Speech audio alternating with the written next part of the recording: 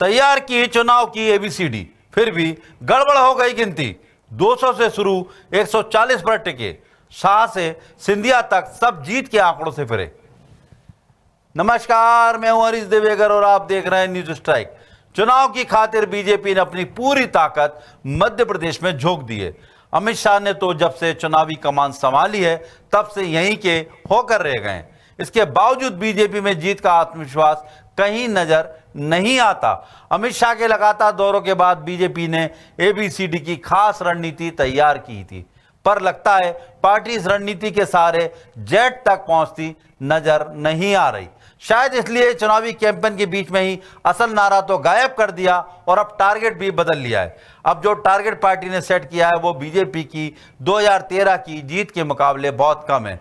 तो क्या ये मान लिया जाए कि अमित शाह जैसे रणनीतिकार भी ये मान चुके हैं कि बीजेपी की बड़ी जीत मुश्किल है? चुनावी साल में बीजेपी के नेता मध्य प्रदेश में जोर शोर से एक नारा लगाते सुनाई दे रहे थे। हर बैठक, हर सभा और हर भाषण के साथ नारा सुनाई दे रहा था। मध्य प्रदेश में जमीनी स्तर पर गुटबाजी, नाराजगी, एंटी इनकम्बेंसी जैसे बुरे दौर से गुजर रही बीजेपी ने अपने लिए नारा तय किया था। अब की बार 200 पार।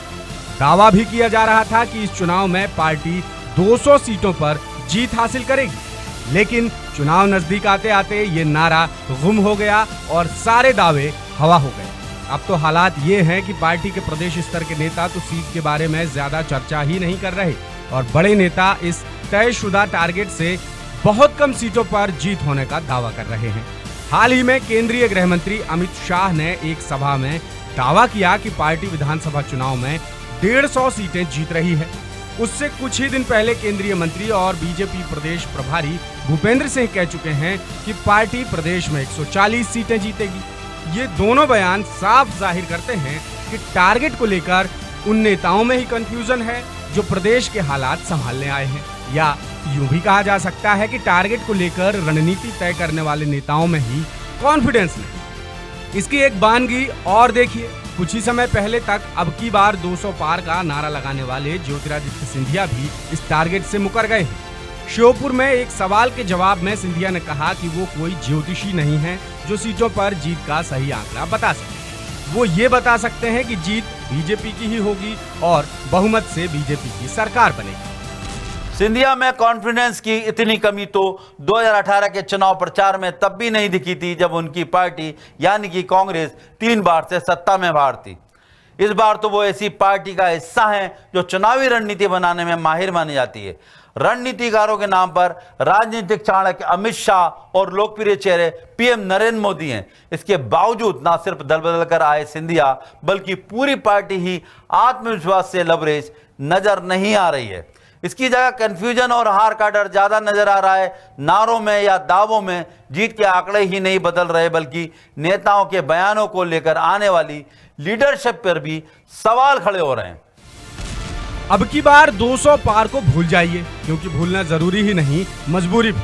बीजेपी में चुनावी कैंपेन का जो हाल है उसे देखकर साफ जाहिर हो रहा है कि बहुमत के साथ सरकार बनाने के दावे से आला नेता ही कन्विंस नहीं है। अमित शाह के चुनावी कमान संभालने और पुराने दिग्गजों के चेहरों को आगे लाने के बाद उम्मीद थी कि अब बीजेपी में चुनावी धार नजर आएगी, लेकिन दिग्गजों के आगे आते ही प्लानिंग ज्यादा गड्ढमड्ढ होती दिख रही है। बीजेपी हमेशा एक फेस को लेकर आगे बढ़ने वाली पार्टी मानी जाती है। इस बार एक फेस को लेकर ही कंफ्यूजन है। प्रत्यक्ष या परोक्ष रूप से पार्टी ये साफ कर चुकी है कि चुनाव सीएम शिवराज सिंह चौहान के फेस पर नहीं होंगे। गुजरात मॉडल के तहत मध्य प्रदेश में भी पीएम नरेंद्र मोदी का फेस ही आगे किया गया है। इसके बाद जन आशीर्वाद यात्रा में हर बार एक नए फेस को आगे करने की क्या जरूरत थी? क्या अंचलों में बीजेपी का ये यकीन भी डगमगा गया कि वहां पीएम मोदी का फेस भी ज्यादा कारगर नहीं होगा? देखिए, आपकी दोनों बातें अलग अलग है। जन आशीर्वाद यात्रा 18 दिन में पूरे मध्य प्रदेश में 210 विधानसभा क्षेत्रों में जा रही है। एक व्यक्ति द्वारा ये संभव नहीं है। हमारे यहाँ पर गैलेक्सी ऑफ लीडर्स हैं, हम सबको सब दूर भेज रहे हैं। माननीय मुख्यमंत्री जी भी सब दूर जा रहे हैं, इसलिए फेस का सवाल ही नहीं है। आज मुख्यमंत्री जी हमारे माननीय शिवराज जी की सरकार की उपलब्धियों को लेकर हम चुनाव में जा रहे हैं। हमारे राष्ट्रीय नेता से लेकर प्रादेशिक नेता सब लोग उसका उल्लेख कर रहे हैं और तारीफ कर रहे हैं। अभी माननीय राजनाथ सिंह जी ने बोला कि शिवराज जी धोनी हैं, इसलिए ये कन्फ्यूज़न बाकी लोग, कांग्रेस के लोग उठा रहे हैं, क्योंकि उनको मालूम है कि हमको खतरा शिवराज से है, इसलिए वो लोग इस तरह की बात को उठा रहे हैं। उनके खुद के तो फेस तय कर लें वो, उनके यहाँ किस तरह से फ्रेंचाइजी बढ़ गई और उनकी अब एक्सपायरी डेट भी आ रही है कमलनाथ जी की फ्रेंचाइजी की।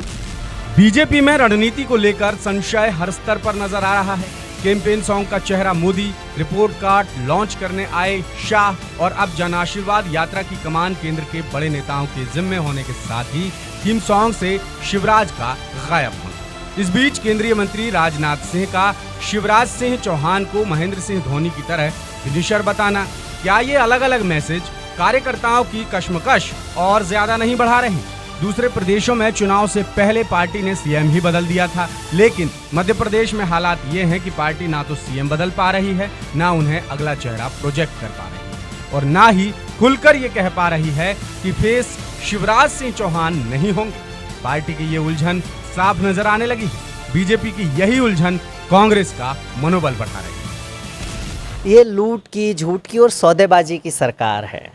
जब आप देखेंगे कि महाकाल लोक बनाया तो कमलनाथ जी ने उसके लिए 350 करोड़ की राशि जो है मुख्यमंत्री रहते हुए स्वीकृत की थी, और जब इन्होंने उसका लोकार्पण प्रधानमंत्री से करवाया तो कहा कि ये बीजेपी सरकार की देन है, और जब वो मूर्तियां गिर गई तो उसका जो है जवाबदेही लेना कोई नहीं चाहता था। ठीक इसी तरह से मध्य प्रदेश में 18 सालों से ये जो भ्रष्टाचार की कमीशन खोर सरकार है, इस सरकार का चेहरा कोई नहीं बनना चाहता है। कभी कहते हैं मोदी जी के नाम पर लड़ेंगे, कभी कहते हैं शिवराज के नाम पर लड़ेंगे, कभी कहते हैं नरोत्तम मिश्रा के नाम पर लड़ेंगे, कभी अमित शाह आकर जो है इस 18 साल की सरकार का रिपोर्ट कार्ड पेश कर देते हैं।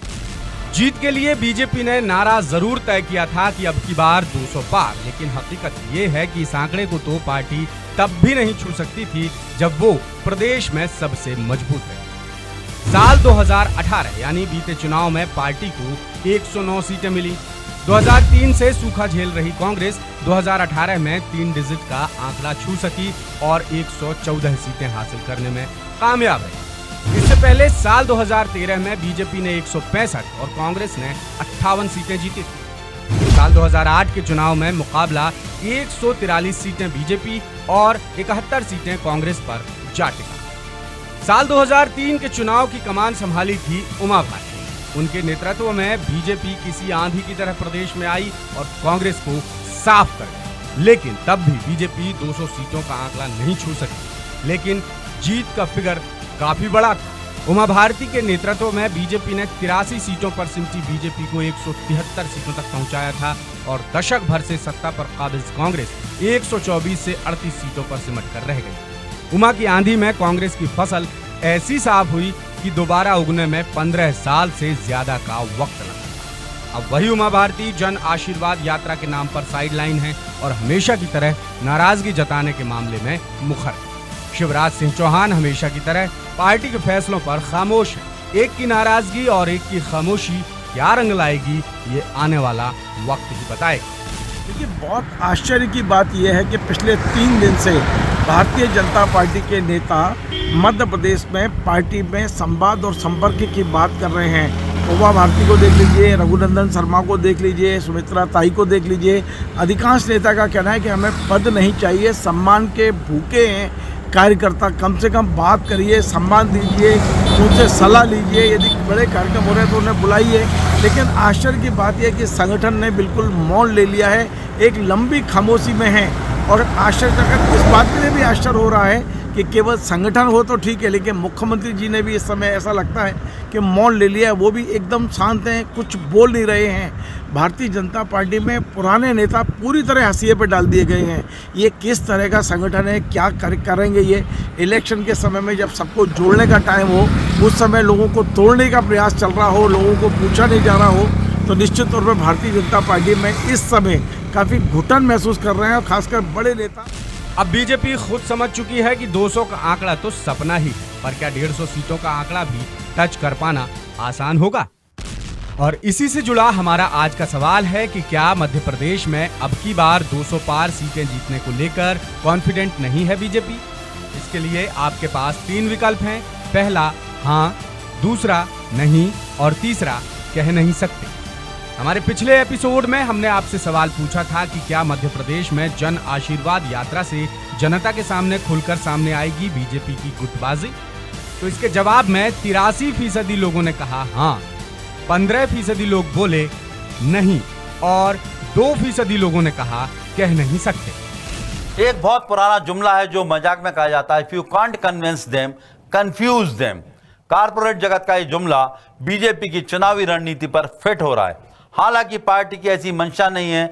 बीजेपी के आला नेताओं की तो कोशिश है कि वो कार्यकर्ता और मतदाता दोनों को कन्विंस कर सके, लेकिन हर कदम के साथ कंफ्यूजन ही ज्यादा फैल रहा है। अब तक कार्यकर्ता 200 पार के नारे पर यकीन कर आगे बढ़ रहा था, लेकिन यह मनोबल तो खुद बड़े नेताओं का कमजोर पड़ चुका है। एक सवाल जिसके जवाब का इंतजार पूरे साल से था कि शिवराज सिंह चौहान फेस होंगे या नहीं, उसके जवाब में नए चेहरों को आगे बढ़ाकर पार्टी ने कंफ्यूजन को और बढ़ा दिया है। इसके बावजूद अमित शाह जैसे मंजे हुए नेता भी ये बोलने से बच रहे हैं कि शिवराज अगला फेस नहीं होंगे, और राजनाथ जैसे खाटी नेता शिवराज की धोनी से तुलना कर रहे हैं। कुल मिलाकर एक लाइन पर चलने वाली पार्टी की चुनावी लाइन ही जिग जैग हो गई है। ये हाल लीडर्स का है तो कार्यकर्ताओं का क्या होगा, अंदाजा लगाया जा सकता है। नमस्कार।